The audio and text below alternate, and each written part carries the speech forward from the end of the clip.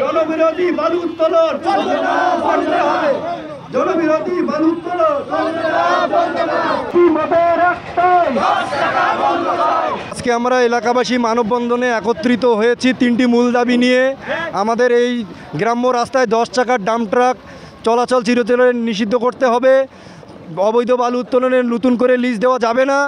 যেসব বাড়িঘর এবং দোকানপাটে ক্ষয়ক্ষতি হয়েছে সেগুলোর ক্ষতিপূরণ দিতে হবে। আমরা এখান থেকে একটি জেলা প্রশাসক বরাবর আবেদন এবং স্মারকলিপি জানাবো।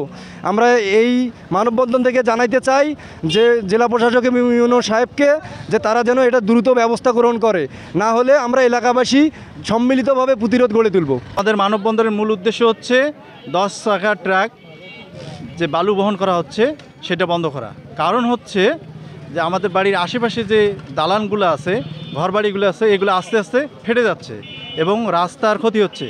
আর বিশেষ করে এইটা সরকারের অনুমোদন নেই বিধায় এই 10 চাকার ট্রাক বালু যে উত্তোলন করা হচ্ছে বা বহন করা হচ্ছে এটা বন্ধ করতে হবে আমাদের এলাকাবাসীর দাবি।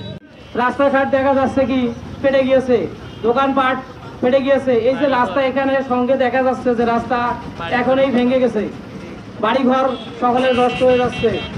আমার ঘর বাড়িও নদীতে চলে গিয়েছে এই বালু উত্তোলনের ফলে। আমি নিশ্চয়ই সমস্ত কিছু দেখেছি এবং এখনো আমি যেটা মনে করি যে আবারও হয়তো বা হরেকৃষ্ণপুর গ্রাম এই বালু উত্তোলনের সেই গর্তে বিলীন হয়ে যাওয়ার আশঙ্কা রয়েছে। মূল বিষয় হচ্ছে অবৈধ বালু উত্তোলন এবং অবৈধ ড্রাম ট্রাক, 10 চাকার ড্রাম ট্রাক রোড পারমিট ছাড়াই এটা আমাদের এলাকাতে চলতেছে। এবং আমরা এখানে উপস্থিত হয়েছি তিনটি টপিক নিয়ে।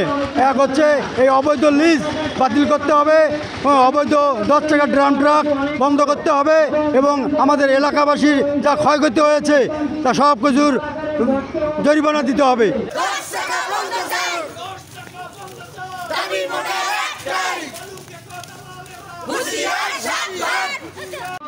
এই তরফসাদি মুন্সিপাড়া সংলগ্ন যতগুলো আওয়ামী লীগের ত্রাণ বাহিনী আছে তারা এই 2017 সাল থেকে এই কাজে জড়িত।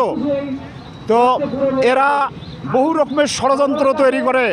আমি সারা বাংলাদেশের এমন কোনো জায়গা নাই যে এই পিটিশন করি নাই। আমরা শেষ পর্যন্ত এই আর গায়ে দেয়, ওই আর গায়ে দেয়, ওই আর গায়ে দেয়, কিন্তু এর বিচার কোথাও পাই না। 10 চাকা ড্রাম ট্রাক চলার কারণে আমাদের এলাকাবাসীর ঘর বাড়ি দোকানপাট অনেক ক্ষয়ক্ষতি হচ্ছে। ছেলে মেয়েদের স্কুলে যাবার পথে অনেক বাধা হচ্ছে,